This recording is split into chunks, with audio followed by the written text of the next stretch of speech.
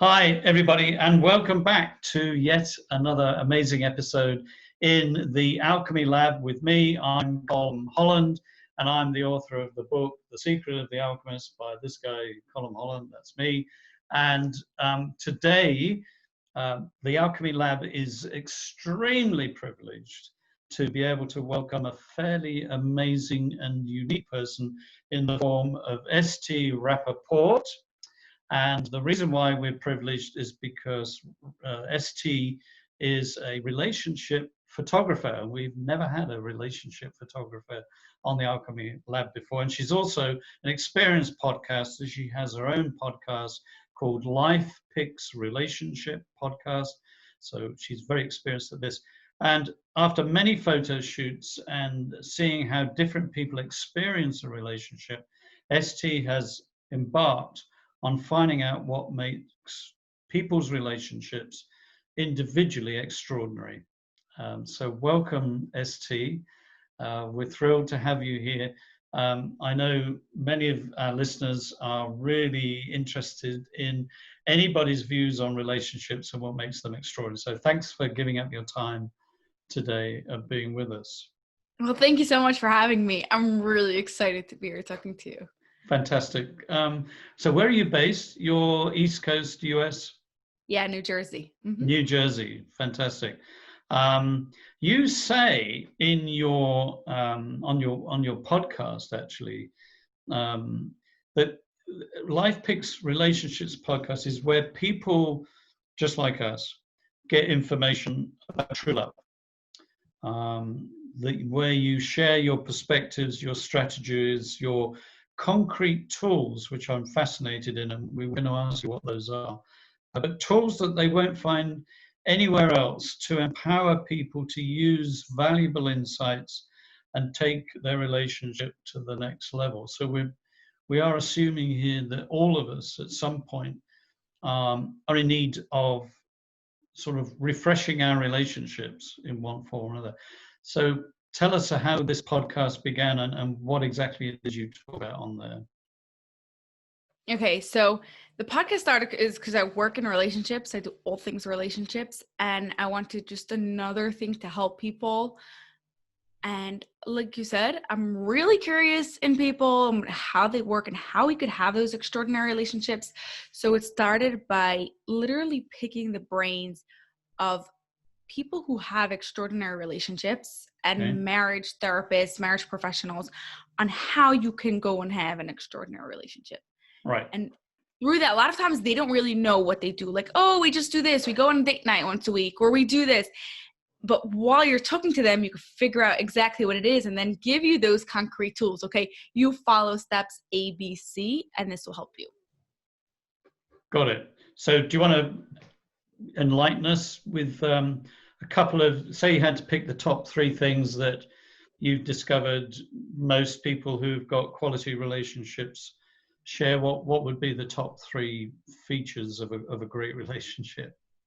I think the first one that people speak about a lot is communication, which everybody knows about, but I think that it starts before that. Not as much people are aware of it, of the self-awareness of yourself and your partner and the relationship. So you know how you're feeling, what you want, and then you can go and communicate that, because you could talk about communication. Don't use you like sentences, say like words about I and starting yourself and give you all those sorts of tips. But if you don't know what you want and how your partner is, then you're not really going to be able to get anywhere. So self-awareness, I think, is a really big one. Yeah. I think then there is the emotional regulation of realizing how, not to say emotions are bad, emotions just are. They just send us signals. They're not good. They're not good emotions or bad ones, right? Like sometimes you need to be angry. It just is. But the question is, why is your body feeling angry or mad? And you have to learn to take that signal and say, okay, I'm going to let it out of me in the healthy way. And then I'm going to act upon this in the right way.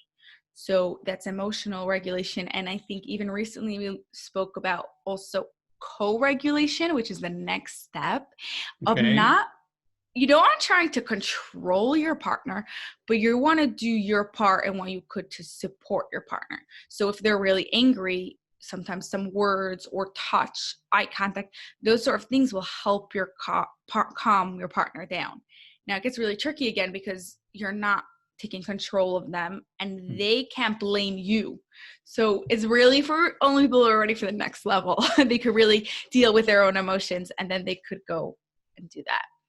And I think 3, which I don't really know why it's 3rd, but it just third one in the order that I'm saying, is being best friends.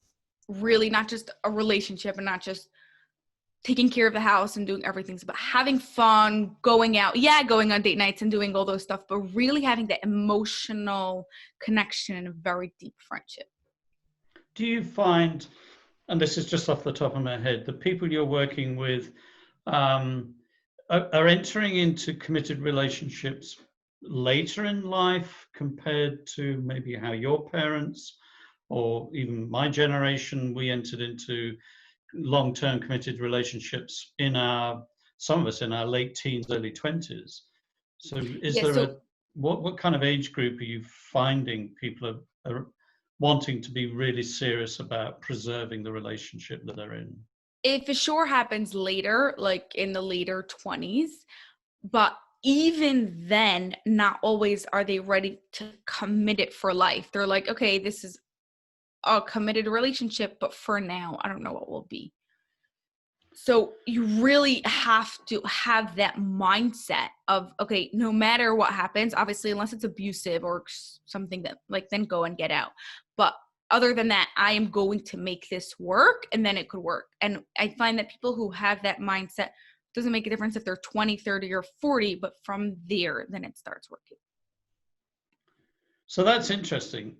So in your work, then you're seeing the whole gamut of people who are going from one point, which is, I want this relationship to work like now, and right through to people who say, we've been in this relationship a while and I really want to preserve it for a lifetime.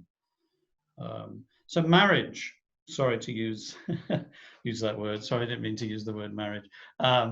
So marriage is relevant at any point. Do you think, are people always thinking about marriage? Is that a component, or is that irrelevant as an entity? Is it more about the commitment than the marriage? Because I know so many people who jump into marriage and then think about the relationship afterwards. Yeah, unfortunately that happens. I don't see it like so much as in now they're married, so now they're committed. It depends on the couple. Sometimes it happens before, sometimes it happens after, like you said.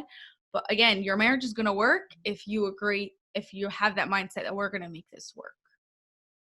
And so where does the photography come in? So this is the bit that's intriguing me. You're also a professional photographer, yeah? Yes. So is most of your work around marriage and commitment ceremonies, or are you being brought in to celebrate other milestones in people's relationship? Okay, so actually, I was a photographer my whole life, first for that.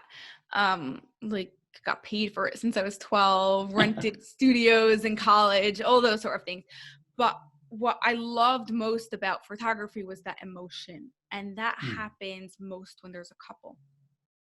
Do have it a lot, like mother-child, but there's nothing like a couple. And so what I decided to do was go into relationship photography, where I take pictures only of couples.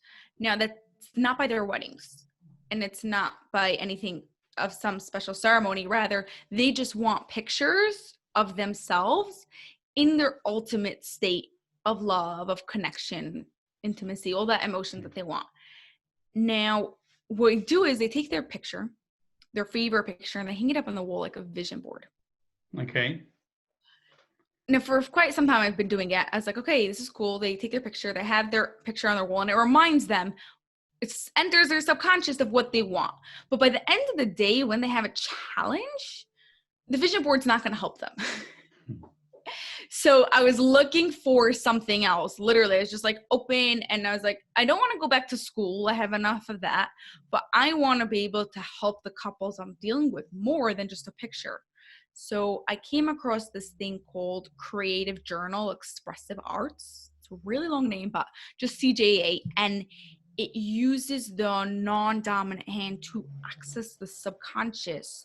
So that way you don't have all that logic reasoning and excuses that you make to yourself that stop you from doing what you want to do. Okay. With this method, then it goes and helps their challenges. So now you mix all of them together. Okay, we're not going to let you get away with that simple explanation. We're going to want to know a lot more, ST. So, okay, so we call it, the acronym is CJEA, and it stands for Creative Journal, Expressive Arts. Expressive Arts. Okay, unpack it for us. What is this? Who started it? How did you get involved? And what exactly does it do? Okay, so who started it is Dr. Lucia Cappuccioni, who healed herself from chronic illness with it. And after she was healed, she did a lot more research based on Roger Sperry's research of the two sides of the brain. Got a Nobel Prize for that, all things like that. She developed the whole thing. But the way it works is there's two sides of the brain, right? Now, each side of the brain is in charge of the opposite side of the body. Yep. So left brain's in charge of right side of the body and all logic stuff. So math, reading, time, all that stuff is in your left brain.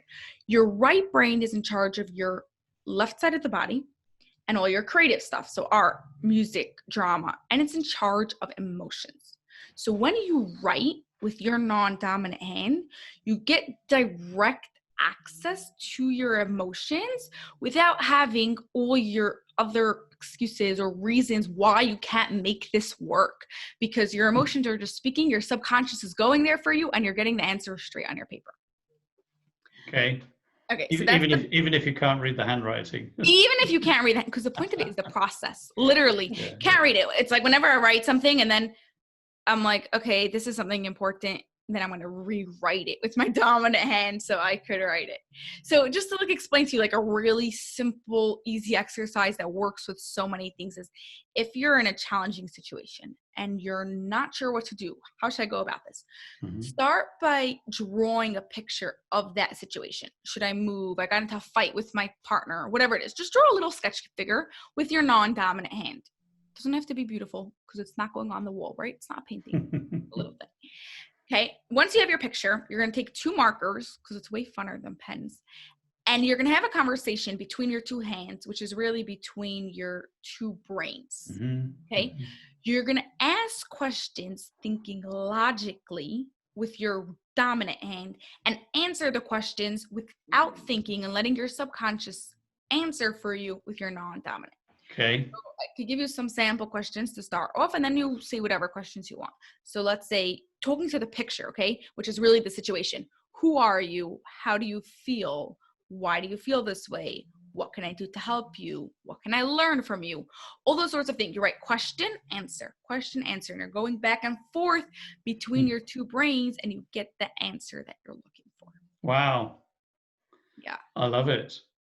Okay, that sounds familiar. There definitely have been some times in my life when, like you, I've expressed parts of my psyche from the unconscious side of the brain.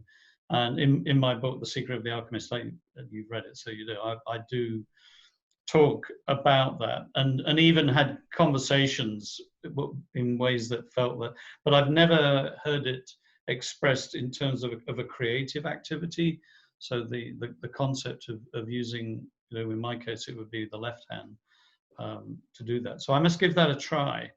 Yeah, and it's also really good you spoke a lot in your book about healing the wounded child, right? And the inner child from there. You could do a lot of that work also because your non-dominant hand is that part of your brain. It's your emotional part of your brain. So you could have a conversation with that child, you thinking logically, writing with your dominant hand, and the child answering with your non-dominant hand. Yes. Okay. I'm going to do that. I am. Okay. I'm in. I'm already. I'm psyched. Ready to give that a try. So you teach this? Is it so are you helping couples in their relationships? Is this one of the tools that you're offering them, particularly to help with the self-awareness piece that you mentioned earlier? Yeah, it's a lot to help with the self-awareness because literally it goes back to self-awareness, and then could go even further, because once you have that self-awareness, you could also use the tool to get ideas of what I should do now. So let's say take the pictures that we took, and anyone listening could try it at home too. Find a picture of either something that you want in your life, or if you're like your relationship, your wedding picture, or something that you wanted, and dialogue with that picture. How can I have more of this? What's stopping me from having more of this? Yeah, love that. Literally like that. Yeah. Yeah, no, that's right up my street. I love that. The whole universe wants us to have the best, period. Literally, and just like open it. Yeah, no ifs, no buts, no maybes, no what if, no, it wants the best, and it wants now. And guess who's in the way? It's us. We're the ones who get in the way of that, often for really good reason.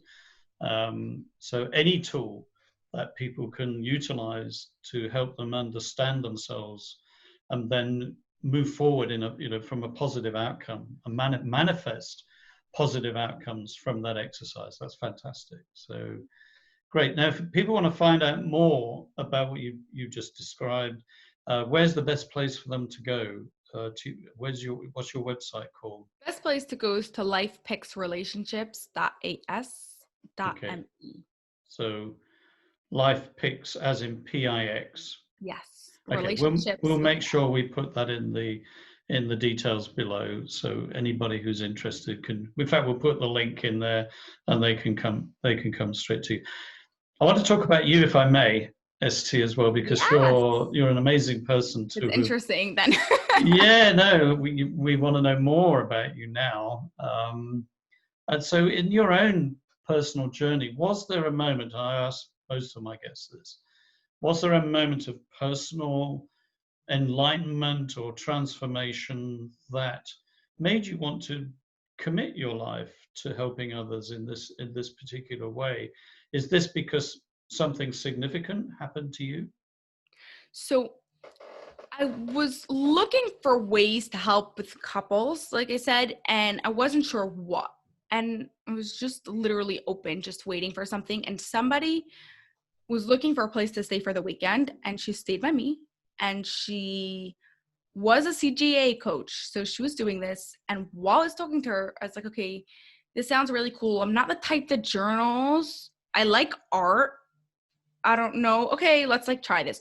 And then like before I'm going to get trained, obviously like go and fly to California to get trained, I'm going to first like see if it really works and what this does.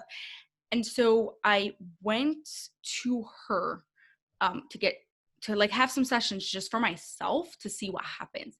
Now, she really does it over Zoom if you live far away. She's 2 hours away from me. I was like, no, I'm doing this right. And I drove 2 hours each direction to go and do this. And literally from the first time I sat down in her studio and started writing with my non-dominant hand,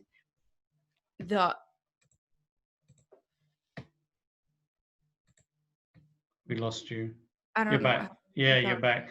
We'll edit that. Don't worry. Okay. So literally from the first time I sat down in that chair and I started writing, everything just came out. I started crying like tons because all emotion. So the whole thing came out. Okay. And it made me just realize where I was. Like I was doing photography full time. And at the same time, had another job for no apparent reason. I didn't need it. I was doing photography full time, but there was this emotional attachment to it that I was able to figure out, okay, bye, I'm leaving this. And literally like gave them notice that I'm leaving, and I left, and I just left like that. Now, my whole life came crashing down to me at that session. And I was like, okay, if I could get so much out of this from one session, 45 minutes just sitting here. Wow. I think this works for other people, and I'm going to go and help them. Yeah. But it's a really weird thing, and people don't like to really think like, who said writing with your non-dominant hand? So till you try it, I'll talk to you again. Yeah, we need to have another session where not just me, but any of the other listeners can join in and say, yeah, look what happened to me. So there's a real deep level of authenticity in your own experience. So you're not just teaching something which is, sounds like a good idea and is a handy tool. This is something that's helped you move on. So has it helped also in your own relationships? Did you find there was a better awareness of yourself, and that helped you to improve your relationships? For sure. So first of all, there was the awareness of how I showed up.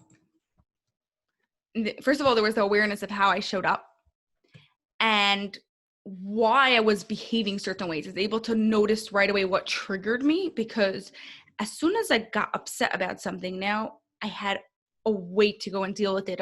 My mind would automatically think journal, and I'd go and sit down and journal and then figure it out. So till today, if I'm like upset, I don't know what to do, like that is what I think, and then I go and figure it out. So first of all, I knew that triggers. Second of all, I became more who I am. I was able to put my boundaries, be able to say, okay, this is what I want and this is what I don't want. I'm not standing for this, but I could go and give you this, and how to just relate to people on much more levels. Yeah. Amazing. So I've learned a whole new skill set today. Thank you so much, ST, and I'm definitely going to go and explore that. And I guess anybody who maybe even struggles with the written word, reading books on any topic of self-improvement, may find that this method, where they're actually tapping into that other side of the brain with their left hand, the right hand side of the brain, if it's that way around, presumably it works, doesn't matter whether you're left or right-handed. Yeah. Okay. Yes, because we live in a very left-brained world. Like even when you drive, you have to like stop and think, am I driving or am I going? So it creates new neuron connections, and there's the whole science there. Okay. Fantastic. I'm going to surprise you with a surprise question. Here we go. Put you on the spot. So in that work that you do you see some of the transformational things that happen with people as being miraculous? Are you still surprised by the revelations that appear? Do you see those in a miraculous sense? I'm not surprised, because for me, I'm seeing this. I know, like I said, I experienced it myself, and I could see what had happened. So if you do it long enough, you're going to get them. But people who do the work, they get that satisfaction of, oh my God, I never thought of that. Now I get to see that. So I don't think it's miraculous. I think it's more of, okay, now I'm headed in the right direction, so I can access more pieces of information that were there the whole time, and I just never had access to them. Okay. That's a great answer. Yeah. All right. That definitely makes sense. So let's remember, everybody, we are in the Alchemy Lab, and that's a metaphor for mixing stuff up and trying to create new potions. And I do have this. It's cranberry juice, by the way, with water. But I'd love to be able to turn this cranberry juice with water into a potion that I'm going to call, because you're our guest today, I want to make it into something called true love. So when I drink this, I want to be have my eyes completely opened and suddenly be able to fully understand what true love is all about. You work in this area a lot, so we're relying on you here. So some extra ingredients other than cranberry juice need to go into this mix. What would you recommend? So first and foremost, there's non-judgmental and being really understanding. Okay. I think that stops us from a lot of things. We don't really know anyone's full story, even our partners and anyone you work with and anyone who you deal with. And you want to always come from a perspective of trying to understand what else is there here that I'm doing this, because everyone does something for a reason. They might not be so conscious of that reason, but there's a reason there. And you trying to give that true love, understanding that reason will be easier for you, and it will just come so naturally. Okay, so non-judgmental empathy, for want of a better word, that's gone in. Is there anything? Oh, let's just stir that up. I've got my extra special magic alchemy wand here, which I'm going to... the heart at the top. I like it. You like that? Isn't that wonderful? That was a Christmas present that somebody bought me as a bit of a joke, but I actually find it works. It's amazing. You just stir things up and the magic happens. Anything else if I'm going to see long-term true love in my relationships. Specifically in your relationships, is Yeah. that commitment of wanting to go and make that work, like we said, for sure. That it's like knowing that, I'm just going to mention it because I feel like I have to, like, not abusive things, but knowing that I'm going to make this work. There's going to be challenges because that's part of life, but I'm going to figure out a way how we could go and do this, and we'll do it together. And instead of separating towards each other, we'll move towards each other. Right. And it is a joint commitment, is it not? People have heard me say this before. My wife and I have been married 48 years. And we've got our 50th. Hopefully, COVID will be finished by our 50th birthday, 50th anniversary. Hope so. Yeah, so because we're going to want to have a bit of a party. But what's interesting in that is we have worked at our. We say we've grown together. So both of us have gone through various stages of transformation through our life. But the one thing that we've always had, which resonated with me when you said it, is we really did start off as good friends. And we definitely, when we married, the primary understanding of what we were doing in that ceremony was we were publicly making a commitment to keep working at the friendship and the romance or whatever. And that's held us steady through, ups and downs and external trials, and stuff happens, life happens, good things happen, traumatic things happen, but we've always aimed to be there for each other during those times. Sadly, and I hadn't warned you about this, but I'm going to bring it up. Sadly, sometimes one of the partners decides they don't want to do that anymore. Or sometimes one of the partners' behavior becomes so abusive consistently that the other partner has to think, well, I'm committed, but I'm not going to put up with consistent abuse. What are your thoughts if I'm in either of those, particularly if I'm in that second situation where there is consistent abuse in a relationship? Is there only one option to say, this can't continue? Because being committed doesn't mean just putting up with tons of abuse. No, sure. 1,000%. Yeah. So what's your take on that? I think that there's abuse. You have to right away go and get help. There might be, if it's physical and you can't be there, you might have to remove yourself physically from the situation so you don't get constantly abused, because that won't work. Mm-hmm. And then from there, take it. Very possibly, you'll have to separate ways, and that is better for you and better for the other person, right? There's no, like you said, that commitment, and then, no, that's not that. But it's possible that it could work. So there's no one answer for every situation, but most definitely, go and get help now. Don't wait one more day. I like that a lot. And also, particularly, quite commonly, females particularly feel that they're the victim of emotional abuse. And it never becomes physical, but they do have this sense of emotional. It's very hard to know when to draw the line. Because there's feelings of guilt and oh dear, I'm running away. I should be able to hang in with this. And what I'm hearing you say is that before you make any decision, you just need to go and get help, get somebody qualified to talk to, and not be ashamed. Exactly, and qualified's really important. Yeah, absolutely. Yeah. Okay, so we live in a COVID world right now. It's not going to last forever. Life is just going through a bit of a transition. Have you got any advice? Are you finding that you're talking to people during this particular time about anything different in their relationships? Have you got any hopes for how people's relationships can get them through this particular moment? Yeah, so I think I said it right in the beginning, and as time goes on, I'm just seeing it being proven, is that people who are in a good relationship, even if they have challenges, but their foundation is good, mm-hmm. the relationship's just getting better. People who it's bad, it's just getting worse.